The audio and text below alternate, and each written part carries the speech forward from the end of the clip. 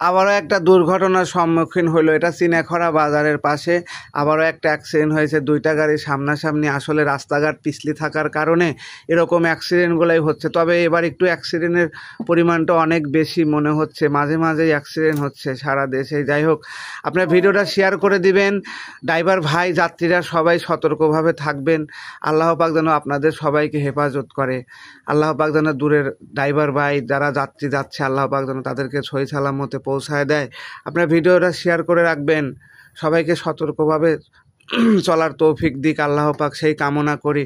এরকম কোনো বড় একটা হতাহতের এখনও খবর পাওয়া যায়নি। পরবর্তী হয়তো জানা যাইতে পারে।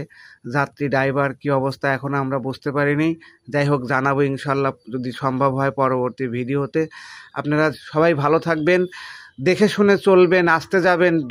দূরপাল্লার বাসগুলা রাস্তাঘাট পিছিল আছে, আপনারা একটু দেখে শুনে চলবেন। সবার প্রতি এই আকুল আবেদনটা থাকবে।